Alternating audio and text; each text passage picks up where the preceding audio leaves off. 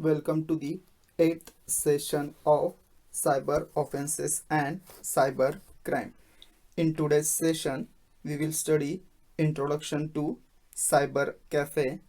Next, we will study types of risk in Cyber Cafe. Next, we will study facts about Cyber Cafe. And last, we will study tips for safety and security while using the computer in Cyber Cafe. So let's start with the introduction.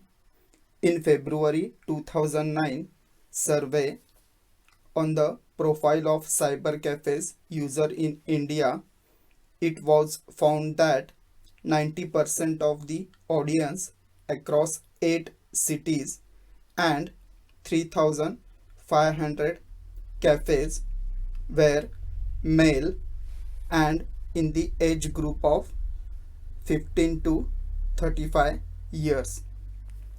52% were graduates and postgraduates, though almost over 50% were students.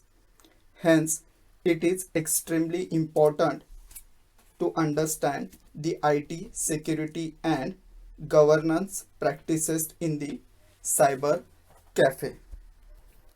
In the past several years, many instances have been reported in India where cyber cafes are known to be used for either real or false terrorist communication. Cyber crimes such as stealing of bank passwords and subsequent fraudulent withdrawal of money have also happened through cyber cafes. Cyber cafes have also been used regularly for sending obscene mails to harass people. Public computers, usually referred to the systems available in cyber cafes, holds two types of risk. First one, we do not know what programs are installed on the computer, that is risk of malicious programs such as keyloggers or spyware which may be running at the background of that can capture the keys entered on keyboard to know the passwords and other confidential information or monitor the browsing behavior. Second, watching over the shoulder, that is shoulder surfing, can enable others to find out your passwords. Therefore, one has to be extremely careful about protecting his privacy on such system, as one does not know who will use the computer after him. IT Act 2000 does not define cyber cafes, and it's the responsibility of network service providers, failing which they would be liable for the offenses committed in their network. Cyber criminals prefer cyber cafes to carry out their activities. The criminals tend to identify one particular personal computer to prepare it for their use. Cyber criminals can either install malicious programs such as keyloggers or spyware or launch an attack on the target. Cyber criminals will visit these cafes at a particular time and on the prescribed frequency, maybe alternate day or twice a week. A recent survey conducted in one of the metropolitan city in India reveals the following facts. The first one is pirated software. In almost all cyber cafes, pirated softwares are installed in all the computers. Pirated software can be operating system, web browser, office automated software such as Microsoft Office. Next, second one, outdated antiviruses. It is found that antivirus software installed in cybercafe may be not updated to the latest version or validity of that antivirus is expired. Third one is deep freeze software. Several cyber cafes had installed the software called deep freeze for protecting the computers from malware attacks.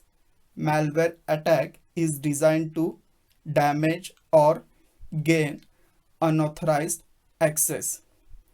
In deep freeze software, when you click on the restart button, it will wipe out the details of all the activities carried out on the computer. Although intent of installing deep freeze software is decent, this software actually helps cyber criminals to fool the investigating agencies. Such practices present challenges to the police or crime investigators when they visit the cyber cafes to pick up clues after the internet service provider points to a particular IP address from where a threat mail was probably sent or an online phishing attack was carried out. Fourth one is annual maintenance contract, that is AMC. AMC found to be not in place for a servicing the computers. Hence, hard disks for all the computers are not formatted unless the computer is down. Not having the AMC is a risk for cybercrime perspective because a cyber criminal can install a malicious code on a computer and conduct criminal activities without any interruption. Fifth one is pornographic websites. Pornographic websites and other similar websites which includes not a decent contents are not blocked. Sixth one is less awareness about IT security. Cyber cafe owners have very less awareness about IT security and IT governance.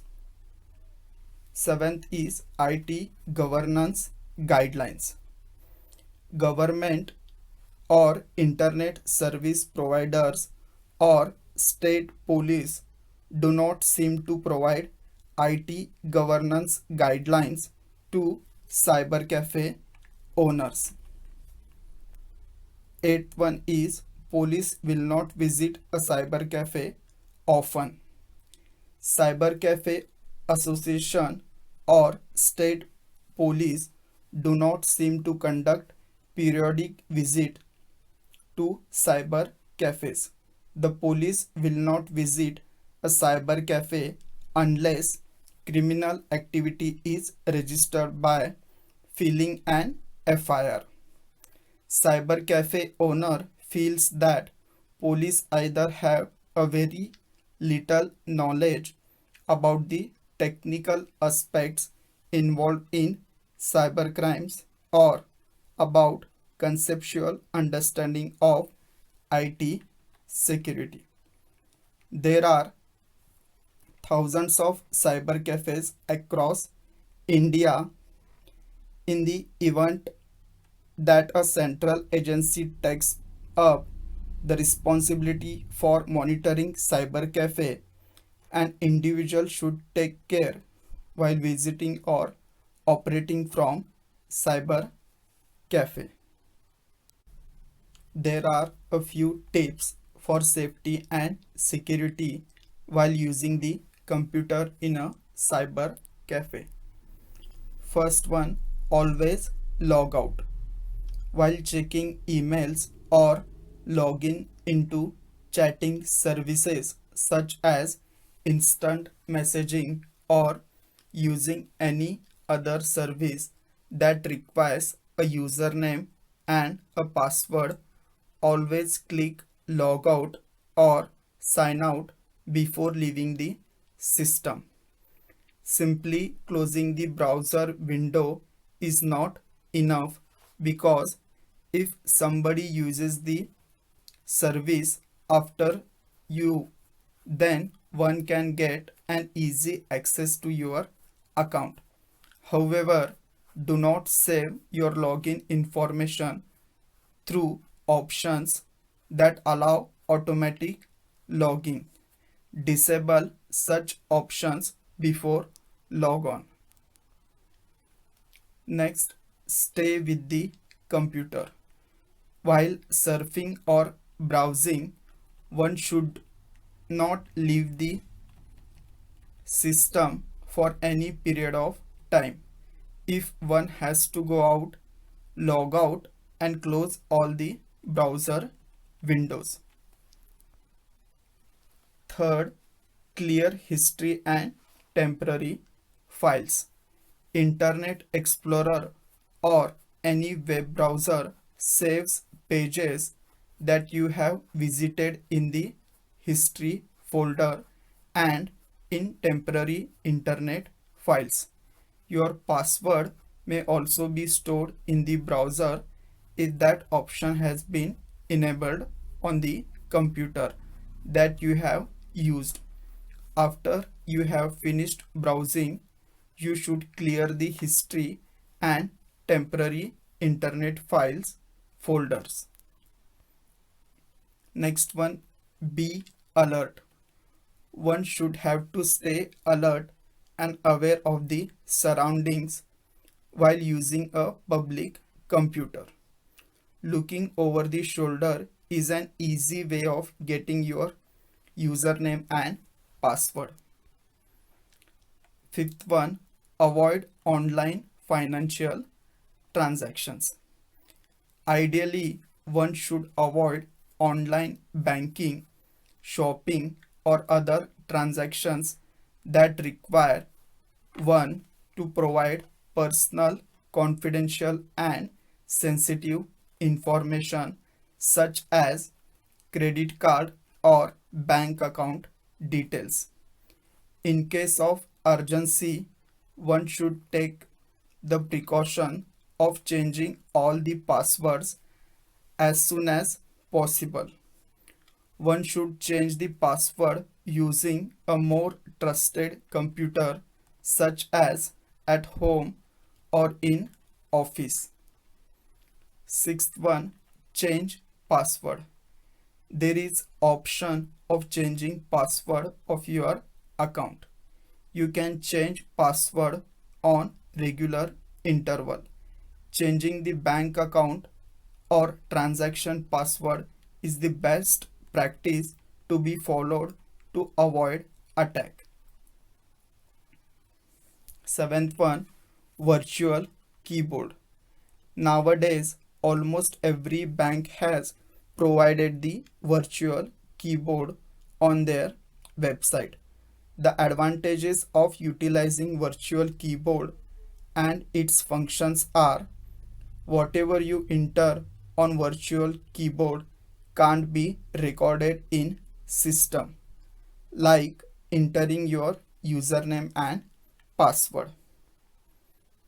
Eighth one is security warning.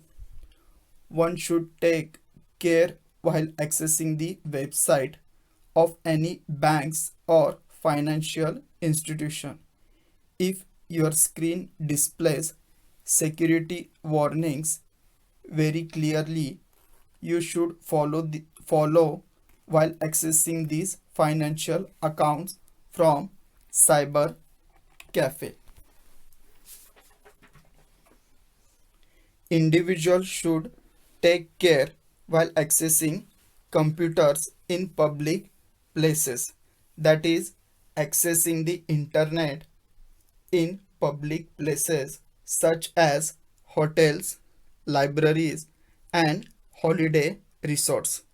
Moreover, one should not forget that whatever is applicable for cybercafe, that is from information security perspective, is also true in case of all other public places where the internet is made available. Hence, one should follow all tips about safety and security while operating the systems from these facilities. So that's it for today's session. In next session, we will study what is botnet, and next we will study how to secure the system from botnet.